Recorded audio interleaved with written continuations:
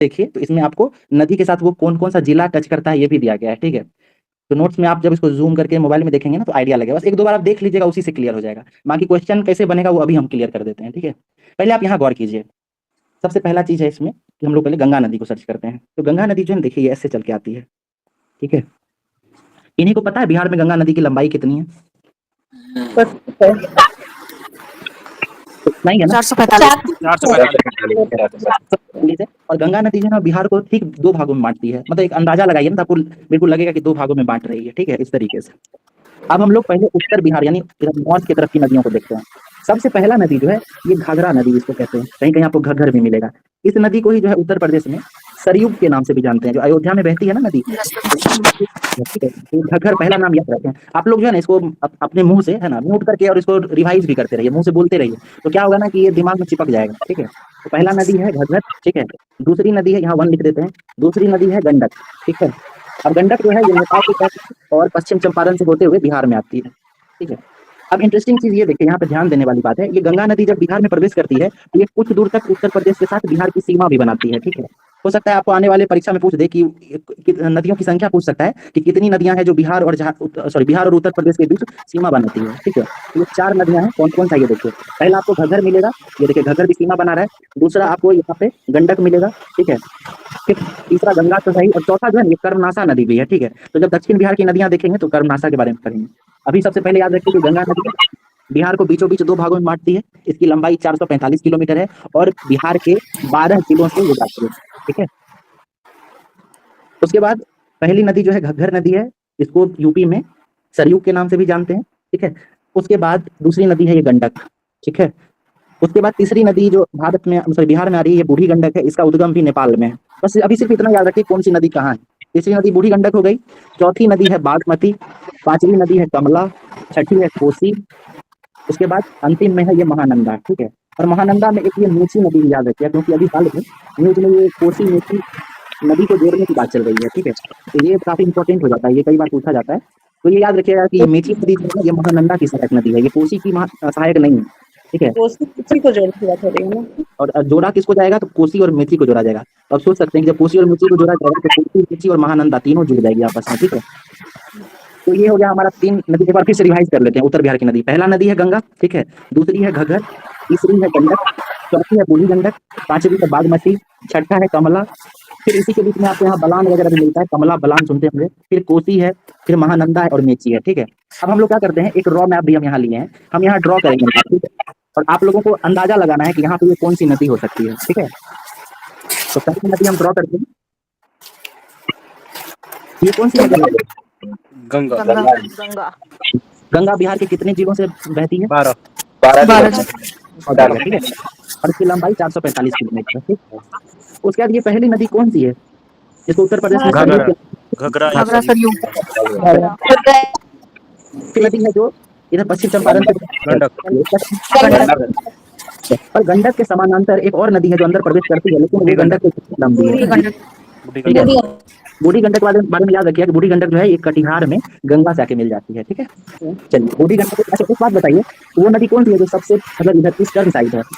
महानंदा, ठीक है, ओके। अब बताइए कि महानंदा के एक ट्रिब्यूटरी पढ़े थे हम लोग, हाल में जो है एक परियोजना चलाई जा रही है जिसमें 2 नदियों को जोड़ा जाएगा, वो कौन कौन सी नदी है? कोसी में से कोसी और मेची, कोसी के बगल में कौन होगी? कोसी होगी, ठीक। कोसी जो है वो गंगा में अक्षकार में आकर मिलती है, एकोला नाम का एक जगह है, ठीक है। तो कुर्सेला जो है जाके कोसी मिलती है, ये नदियां हो गई, ठीक है। अब बताइए फिर से ये कौन सी नदी है? ये बागमती। 2 नदी है कमला और बलान, इसको भी मिला दीजिए, ठीक है। अब देखिए इसका नाम देखो, इसका नाम क्या है? गंगा है, इसका नाम क्या है? सर नहीं दिख रहा है सर, डिस्प्ले शो नहीं हो रहा है। हो रहा है दिख रहा है।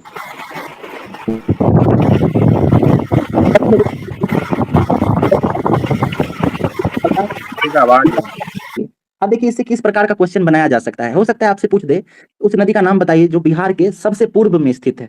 तो सबसे पूर्व में कौन सी नदी है? ये महानंदा हो जाएगी।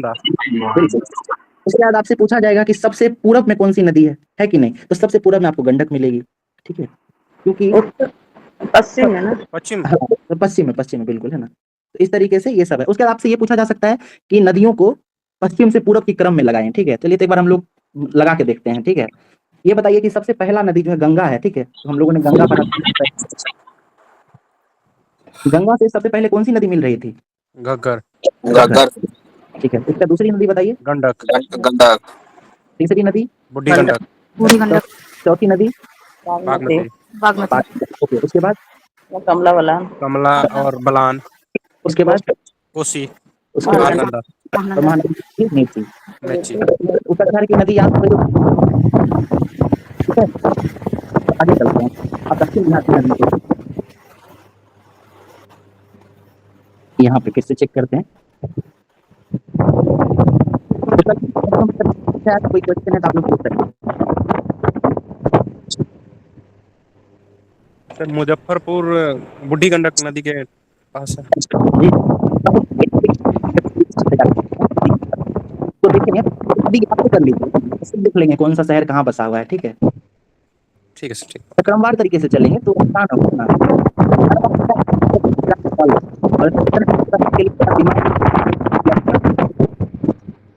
ओके, कंफ्यूजन नहीं रखना है। तो इस तरीके से बार बार मैप में बनाएंगे ना तो ये कंफ्यूजन बिल्कुल, चाहे मेरे आपको क्वेश्चन दिखेगा मैप भी आपके दिमाग में चलता रहेगा, ठीक है। चलिए दक्षिण बिहार की नदियों को देखते हैं। तो सबसे पहले फिर से गंगा नदी बनाते हैं।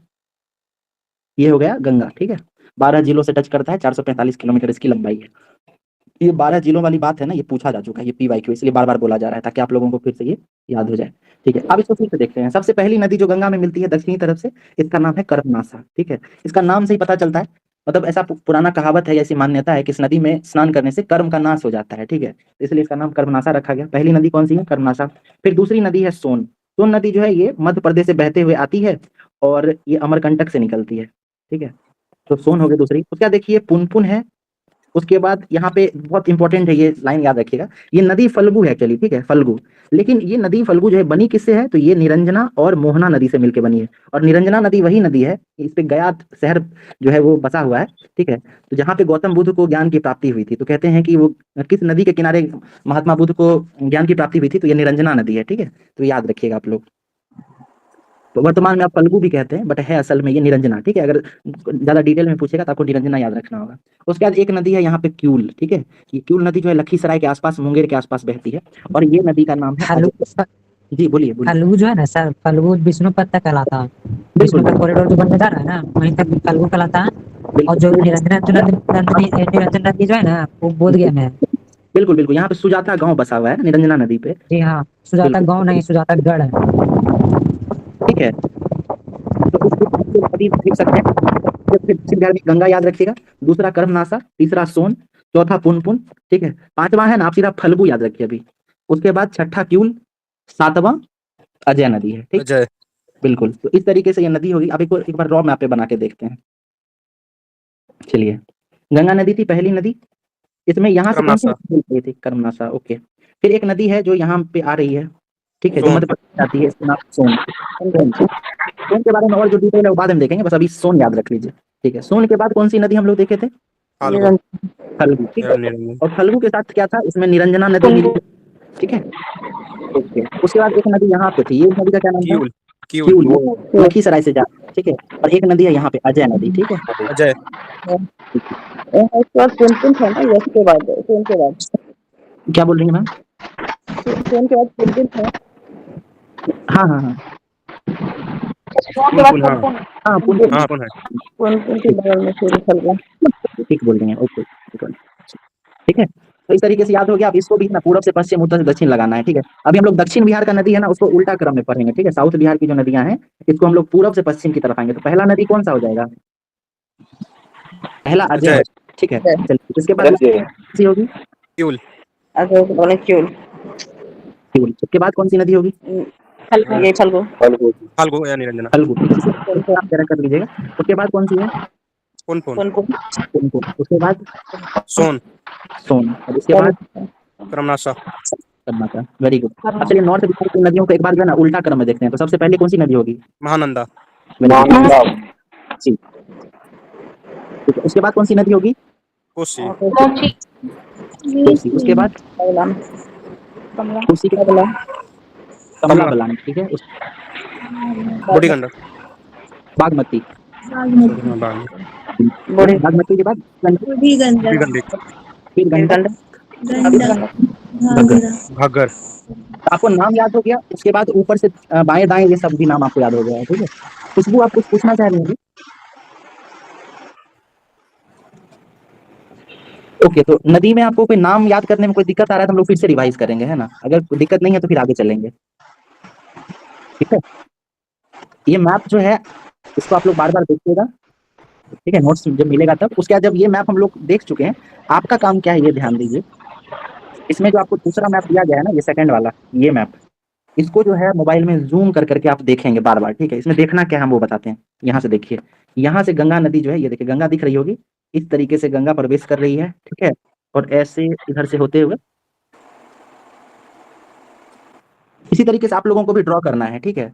ऐसे ड्रॉ करिएगा और फिर जो है आप काउंट कीजिएगा कि कितने जिलों से ये गंगा नदी टच कर रही है, ठीक। पहला काम आपका ये हो गया। उसके बाद देखिए घग्गर नदी पाइए, इसको इस तरीके से मिलाइए।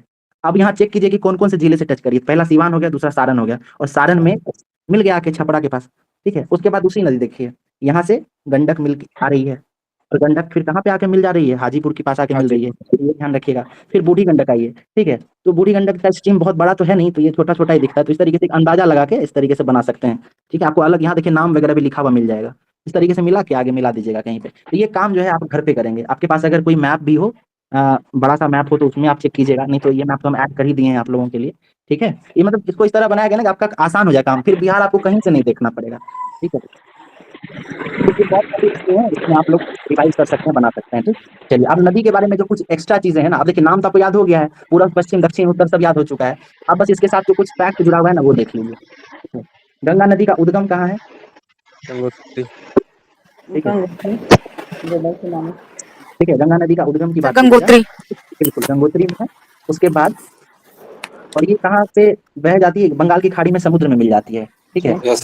जब गंगा नदी को आप मैप पे देखेंगे तो देखिएगा कि ये पटना, बक्सर, मोकामा, भागलपुर, मुंगेर, इन सब से होते हुए जाती है, ठीक है। उसके बाद एक लाइन ये भी है कि ये भोजपुर और सारण जिले के बीच सीमा बनाती है। तो ये सब बात आप नहीं भी याद रखेंगे तो चलेगा, ये सब नहीं पूछने वाला है, ठीक है। उसके बाद ये सरयू नदी के बारे में देखिए, इसका दूसरा नाम, तो घग्गर नदी असल में इसका दूसरा नाम सरयू है, ठीक है। ये आती कहाँ से है? तो नेपाल से आती है। नेपाल में भी ये नमपा श्रेणी के पास से आती है, ठीक है। और ये गंगा नदी में छपरा के पास मिल जाती है। ये सीवान के समीप बिहार में प्रवेश करती है। जब मैप में देखेंगे ना तो ये सब लाइन आपको याद नहीं करना पड़ेगा, मैप में ऑटोमेटिक आपको दिख जाएगा। यहाँ देखिए, जब इस मैप को आप देखिएगा तो ऑटोमेटिक आपको ये सब दिखते चला जाएगा, ठीक है। यहाँ देखिए घग्गर है ना, तो सीवान से ही शुरू हो रहा है, अंदर की तरह। तो मैप देखेंगे तो ये सब याद हो जाएगा, इसको ऐसा स्टेटमेंट नहीं याद करना है, ठीक है। इसको बस रीडिंग लगा लीजिए। सीवान के समीप बिहार में प्रवेश करती है। ये बिहार एवं उत्तर प्रदेश के बीच सीमा का निर्धारण भी करती है, और इसकी कुल लंबाई 1180 किलोमीटर है। यानी ये नदी जहाँ से शुरू होती है वहां से लेकर गंगा में मिलने तक इसकी लंबाई जो है 1180 किलोमीटर है। बिहार में इसकी लंबाई की बात करेंगे तो वो बहुत कम ही है, ज्यादा लंबी है नहीं, ये 60 से 70 किलोमीटर के आसपास है। फिर गंडक के बारे में देखिए, तो गंडक जो है ये नेपाल हिमालय से आती है, ठीक है, अन्नपूर्णा पर्वत के पास से, और ये गंगा नदी में पहलेजा घाट के पास मिल जाती है, हाजीपुर में, ठीक है। उसके बाद नेपाल में ये सप्त गंडकी के नाम से प्रसिद्ध है, और इसकी बहुत सारी अन्य नाम भी है, ठीक है। तो नाम कौन कौन सा है ये देखिए, काली गंडक इसका नाम है, नारायण गंडकी नाम है, नारायणी नाम है, सालिग्रामी नाम है, ठीक है। और इसका एक और नाम है, इसका नाम है, मैं मिस कर रहा हूँ, सदानीरा, ठीक है। सदानीरा बोला जाता है। वेदों में ना सदानीरा के नाम से भी जाना जाता है। तो देखिए पीवाईक्यू में ये नारायणी के बारे में पूछा गया है, ठीक है। अच्छा, ये सालिग्राम भी इसका ही नाम है। इससे जुड़ा हुआ हम आपको एक फैक्ट बता देते हैं। अभी जो अयोध्या में राम मंदिर का निर्माण हुआ है, तो उसमें जो राम जी की मंदिर बनाई जा रही है ना, तो वो ये सालिग्राम नाम के पत्थर से बनाई जा रही है, ठीक है। और वो पत्थर जो है ये गंडक नदी के आसपास से ही लाया जा रहा है, ठीक। तो इससे आपको ये सालिग्राम भी नाम याद हो जाएगी। इसकी लंबाई देख लीजिए, 630 किलोमीटर है, और डिस्ट्रिक्ट जो है ये हाजीपुर, सोन, मुजफ्फरपुर, ये सब है। तो इसको आप मैप पे देखिए, इसको रटने की जरूरत नहीं है। जो चीज मैप पे हो जाए ना, पिक्टोरियल रिप्रेजेंटेशन सबसे बेस्ट होता है ना, वो दिमाग में टिकता भी बहुत लंबा है, तो उसको वहीं से पढ़ने की कोशिश करें, ठीक।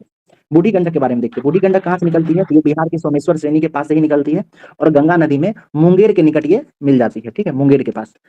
इसके तट पे कौन कौन सा शहर बसा हुआ है? तो मुजफ्फरपुर बसा हुआ है, दरभंगा बसा हुआ है, मुंगेर बसा हुआ है, ठीक।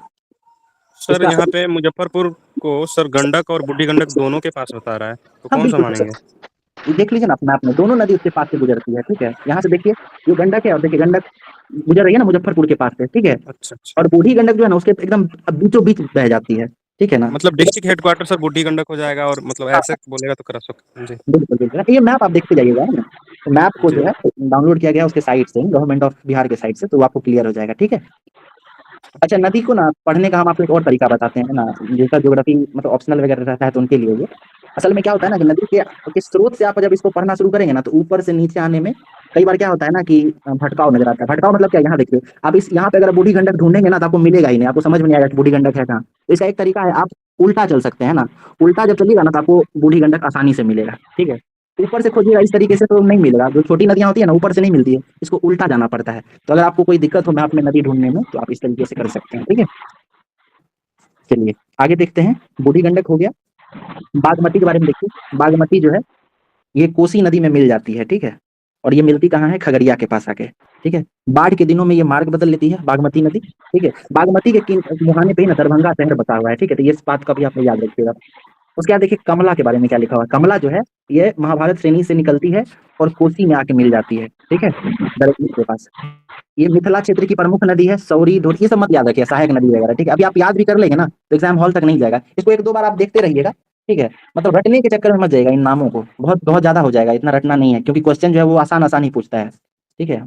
उसके बाद कोसी नदी के बारे में देखिए, कोसी नदी जो है ये नेपाल और तिब्बत के आसपास से बहती हुई आती है। ठीक है।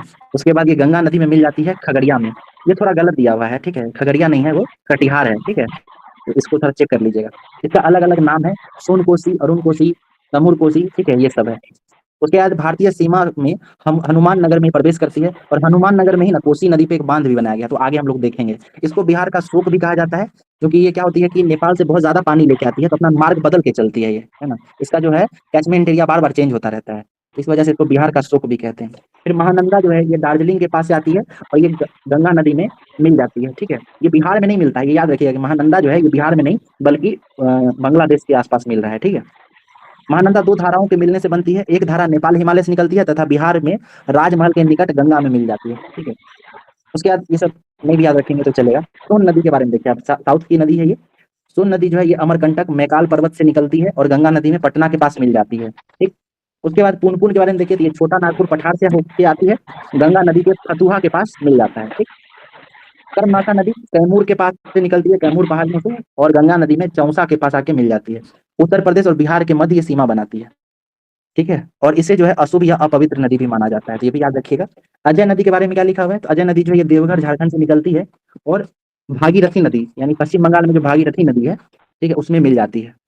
यह बिहार के मुंगेर जिले में प्रवाहित होती है। फिर क्यूल नदी है, ये भी पहाड़ी क्षेत्र में है। ठीक है, खरगडीह, गिरडीह से निकलते हुए आती है, गंगा नदी में लखीसराय में मिल जाती है। ठीक है। उसके बाद फल्गु नदी पे जाएंगे, तो ये निरंजना और मोहना नदी, इन दोनों नदियों से मिलकर बना है। ठीक है, और ये पुनपुन नदी में मिल जाता है, और फिर पुनपुन नदी जो है वो गंगा में मिल जाती है। ठीक है, ये बौद्ध और हिंदू दोनों धर्म के अनुयायियों के लिए काफी प्रसिद्ध है।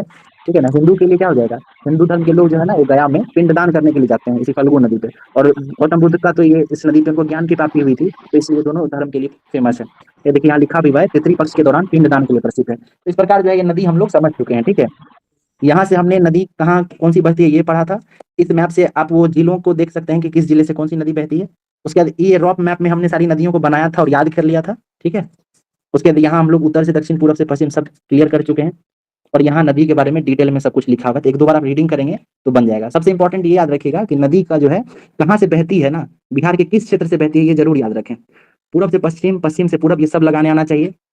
कौन सी नदी किसके बाद बहती है सब याद रखिएगा, है ना। एक बार रिवाइज कर लेते हैं। गंगा के बगल में घग्गर है, घग्गर के बाद गंडक, फिर बूढ़ी गंडक, फिर बागमती, फिर कमला, बलान, कोसी, मेची, महानंदा, ये हो गई उत्तर बिहार की नदियां। दक्षिण बिहार में आई गंगा, उसके बाद कर्मनाशा, फिर सोन, पुनपुन, फल्गु, यहाँ निरंजना नदी, उसके बाद क्यूल नदी, अजय नदी। ठीक है, तो इस तरीके से सारी नदियां हो गई हमारी। ठीक है, आप लोगों का कोई कंफ्यूजन है, कोई क्वेश्चन है तो पूछ सकते हैं अभी। चलिए आगे। जी सर।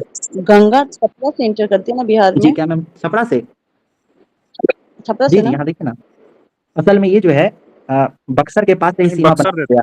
ठीक है, बक्सर के पास से ही। ठीक है, बट इंटर करिए छपरा में। घग्गर का शायद। छपरा जो है ना, घग्गर में जो है वहां छपरा में आके मिल जाती है। ठीक है, गंगा नदी में, एक ये फैक्ट है। ठीक है, गंगा नदी वैसे बक्सर से ही जो है बिहार में प्रवेश कर जाती है, मतलब उसके साथ साथ बक्सर सीमा के बनाते बीच हुए में। सेम रहते रहते हैं। बिल्कुल डुमराव जगह देखें, यहाँ पे देखिए डुमराव है ना लिखा हुआ। डुमराव के बारे में एक प्रसिद्ध चीज आपको पता है क्या है वो? यहाँ जी किनका घर था बताइए? सर उस्ताद बिस्मिल्लाह बिस्मिल्लाह खां। खां मिल- भाई बादक हाँ, ठीक है। उसके बाद ये बक्सर जो है, बक्सर इतिहास में क्यों प्रसिद्ध है बताइए? बक्सर का बक्सर युद्ध वार हुआ बक्सर का था युद्ध हुआ था। 1370 मैप को नहीं करता है। ये देखिए जगदीशपुर क्यों फेमस है? कुंवर सिंह के लिए। बीरवर सिंह का कुंवर वीर जन्म कुंवर स्थल सिंह। ठीक है। उसके बाद ये पटना बताइए, राजधानी ही है। तो ठीक है। सिख कठुआ का है, राज तब अच्छा ये क्यों फेमस है? फतुहा में फतुहा में वो सलीम कौन चीज नहीं है। कोई एक और रहते थे, सूफी संत रहते स्कूटर थे। फैक्ट्री पता है, ठीक है। हाँ, स्कूटर फैक्ट्री था। मनेर जो है ना, मनेर फेमस है एक सूफी संत के लिए, ठीक है। मेरी ठीक है। उनका उसके मतलब बाद मोकामा है, तो मोकामा क्यों फेमस था? ठीक है। डीजल इंजन कुछ उसके बाद बेगूसराय है। मतलब ये मैप जो है ना, मैप पढ़ने का तरीका ही यही है। इस तरीके से ना एक एक करके आगे चलते जाइए, क्लियर हो जाएगा। ठीक है। जैसे मुंगेर है, मुंगेर क्यों फेमस है? तो इसको इस तरह पढ़ सकते हैं कि मुंगेर में बंदूक का कारखाना है, ठीक है। सिंधु है, ठीक है। भारत का प्रथम योग भागलपुर विद्यालय भी यहाँ पे बता सकते योग विद्यालय है। भागलपुर क्यों फेमस है? तो भागलपुर में सिल्क सिटी सिल्क उसको माना सिटी ऑफ जाता बिहार। है। डॉल्फिन का अभ्यारण्य भी है कि नहीं? उसके बाद एक बर्ड रेंजिंग फैसिलिटी भी शुरू जी हुई है जी वहाँ पे बिहार। तो ये मैप जो है ना, मतलब हम लोग एक बार क्लियर कर लेते हैं सारी चीजों को, फिर सब कुछ आपको यहीं याद करा दिया जाएगा, है ना। आपको कहीं पे देखना, आप लोगों को भी धीरे धीरे लग रहा होगा ना, अच्छा फील करेंगे, तो कॉन्फिडेंस आएगा धीरे धीरे, है ना।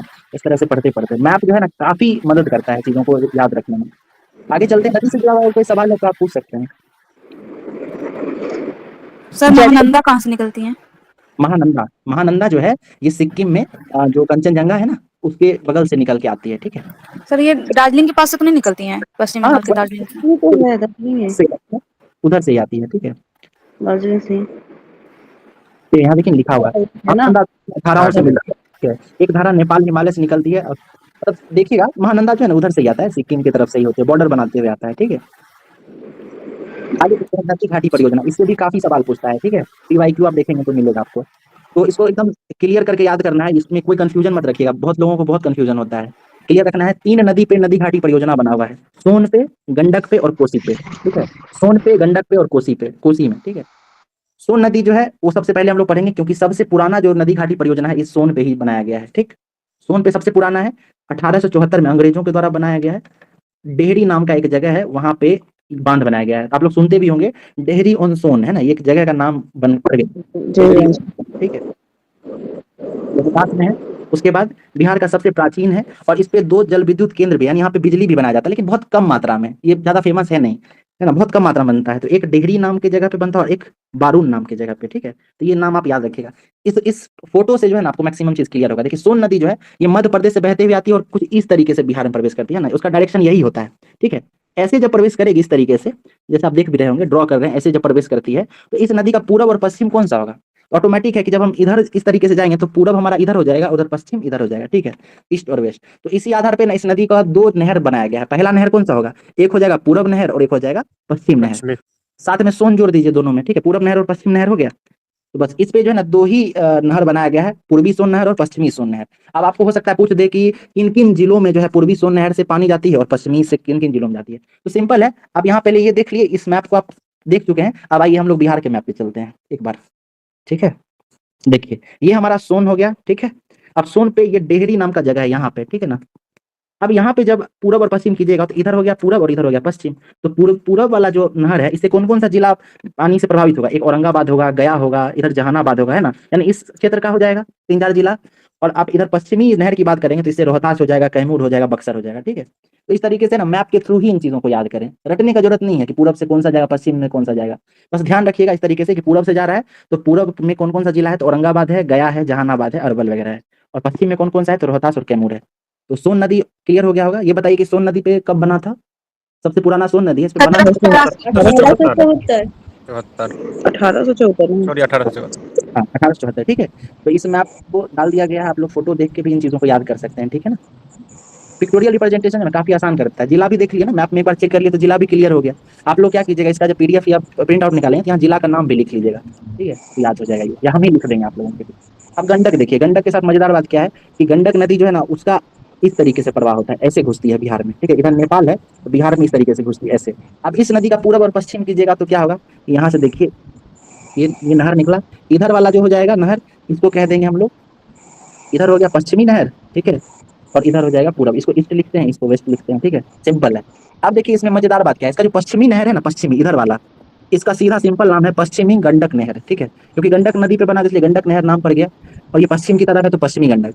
और दूसरा जो है पूर्वी गंडक नहर, पूर्वी गंडक नहर के साथ मजेदार बात क्या है कि इसको फिर से 3 भागों में डिवाइड किया गया, ठीक है। वो कौन कौन सा भाग है, तो पहला हो गया तिरहुत नहर, दूसरा है त्रिवेणी नहर और तीसरा है दोन नहर, ठीक है। तो तिरहुत और त्रिवेणी ये सब बहुत आसान है। तिरहुत तो ऐसे ऑटोमेटिक याद हो जाएगा, एक जो है हमारा सब डिवीजन भी है ना तिरहुत के नाम से, ठीक है, तो तिरहुत नहर उससे याद हो जाएगा। त्रिवेणी एक नाम है, त्रिवेणी संगम भी कहते हैं कई बार, ठीक है। और ये दोन नहर, ये 3 आप नाम याद रखिएगा, ठीक। अब इसको एक बार मैप में एक बार चेक कर लेते हैं कहाँ है। देखिए ये हमारा गंडक नदी हो गया, ठीक, इस तरीके से।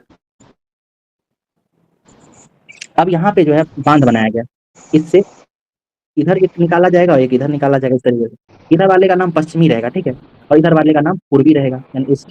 पूर्वी जो है उसको 3 भागों में बांटा गया। कौन कौन सा बांटा गया है, एक का नाम रखा गया तिरहुत, एक का नाम क्या रखा गया है, त्रिवेणी, ठीक है, त्रिवेणी, और तीसरे का नाम द्रोण। इस तरीके से मैप में चेक कर सकते हैं। अब आपको पूछेगा कि किस किस जिले में पानी जाता है, तो ऑटोमेटिक है यहाँ पे एक पूर्वी चंपारण याद रखिएगा, पश्चिमी चंपारण याद रखिएगा, मुजफ्फरपुर याद रखिएगा, है ना, सीतामढ़ी, ये सब याद रखिएगा, ठीक है। इधर पश्चिमी से पूछे तो आपको गोपालगंज, सीवान, सारण, ये सब याद रखिएगा, ठीक है। 2 नदी हम लोग देख चुके हैं, सोन, और फिर हम लोग देख चुके हैं गंडक। सोन का फिर से बताइए कब बना था, 1874।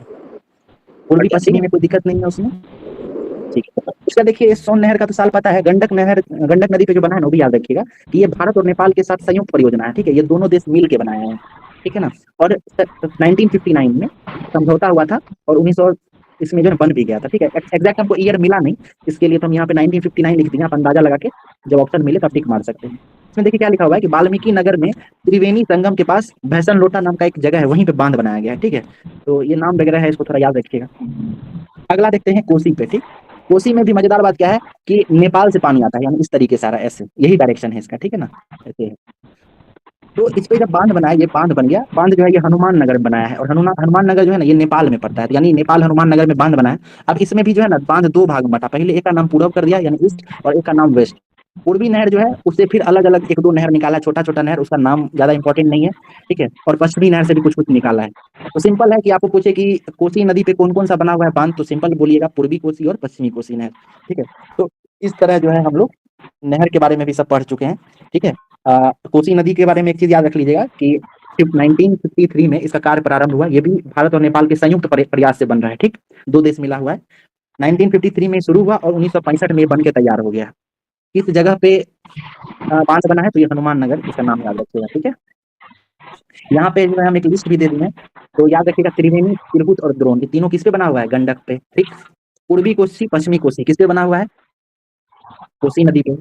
और फिर एक राजपुर करके, जो हम बताए थे ना आपको कि छोटा छोटा कुछ बांध बना, सॉरी नहर बना हुआ है, तो एक का नाम राजपुर भी है, ये भी इंपॉर्टेंट है और ये पूछा भी जाता है, तो ये भी याद रखिएगा। और सोन नदी पे तो बहुत आसान है, एक का नाम पूर्वी सोन है, एक का नाम पश्चिमी सोन है, ठीक है। यहाँ से जो है आप जिला का नाम भी यहाँ से याद कर सकते हैं, लेकिन मेरा सुझाव रहेगा कि आप मैप से भी देख देख के याद करें इसको, ठीक है।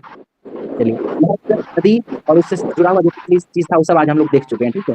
तो आपको कोई सवाल है इससे जुड़ा हुआ तो पूछ सकते हैं, बाकी है ना बाकी चीजें आप कल देखेंगे, कोई दिक्कत नहीं है ना, ठीक है। आज नदी और नदी परियोजना ही रहने देते हैं ताकि आप लोगों को भी टाइम मिले उसको ग्रास्प करने का, थोड़ा घर पे भी देखें, पुराना जो क्लास है उसको भी रिवाइज कीजिए, ठीक है। कल जो है हम लोग फिर यहाँ से आगे देखेंगे, तो जल कुंड पढ़ेंगे, फिर जल प्रपात जो है वो, और फिर इसको मैप में इस पे डिनोट भी किया गया है, ठीक है ना, तो इसके थ्रू याद कर लेंगे। उसके बाद झील के बारे में पढ़ लेंगे, और झील कौन सा झील कहाँ है, इससे काफी सवाल बनने का इस बार उम्मीद है, ठीक है। आप लोग जानते होंगे कि नागी नक्टी पे जो है इस बार इसको रामसर साइट का भी दर्जा दिया गया है, तो ये सब पढ़ लेंगे, याद कर, ठीक है। बिहार की मिट्टी के बारे में भी तैयार किया गया है ना मैप वगैरह के साथ, ये पढ़ेंगे। फिर वन्य जीव अभ्यारण्य पढ़ेंगे, ठीक है, और आपदा प्रबंधन। तो इस तरह करते करते जो है हमारा जो है ज्योग्राफी हमको लगता है कल या परसों खत्म हो जाएगा, ठीक है। तो इसको रिवाइज कर लीजिएगा आप लोग थोड़ा, और इससे नदी से जुड़ा हुआ या इससे पुरानी क्लास से जुड़ा हुआ कोई प्रश्न है आपका तो पूछ सकते हैं। सर जी बोलिए सर, ये बिहार के ज्योग्राफी के बाद इंडियन ज्योग्राफी स्टार्ट कर दीजिए। उसके ठीक है, आप जैसा सर बताएंगे ना, है ना, हम लोग को मैनेजमेंट की तरफ से जो बोला जाएगा जैसा सही रहेगा, क्योंकि अभी ये ज्योग्राफी मतलब पढ़ रहे हैं तो उसमें भी ज्योग्राफी हो। बिहार की ज्योग्राफी है ना काफी छोटी थी और उसको याद करना काफी आसान है, ठीक है। लेकिन इंडियन ज्योग्राफी है ना वो काफी कॉन्सेप्चुअल है, तो उसको जब हम बताएंगे ना तो हम लोग ऐसे प्रत्यक्ष तो बात करते नहीं है, सब कुछ तो ऑनलाइन ही हो रहा है, तो उसमें आप लोगों का भी पूरा साथ चाहिए होगा, ठीक है, क्योंकि बहुत सारी सर हो जाएगा, फिर इंडियन ज्योग्राफी करवा दीजिएगा इसके बाद। बिल्कुल बिल्कुल तो तैयार करते हैं नोट्स वगैरह मैप के थ्रू है ना, हर चीज़ को याद करते हुए चलेंगे धीरे-धीरे, ठीक है? और देखते हैं मैनेजमेंट की तरफ से क्या कहा जाता है। ज्योग्राफी तो वैसे भी पढ़ाना ही है, लेकिन क्या पता ये बिहार के बाद ओके इसका सर। बिहार इतिहास भी हो सकता है, पढ़ा सकते हैं ना? या फिर सर नहीं उसका पहले ज्योग्राफी करवा दीजिएगा तो क्योंकि ज्योग्राफी दोनों रहेगा अच्छा तो अच्छा लगेगा। ठीक, देखते हैं जैसा होगा ना सर की तरफ से जैसा और कहा सर जाएगा। नोट्स भी थोड़ा जल्दी से प्रोवाइड करा दीजिए क्योंकि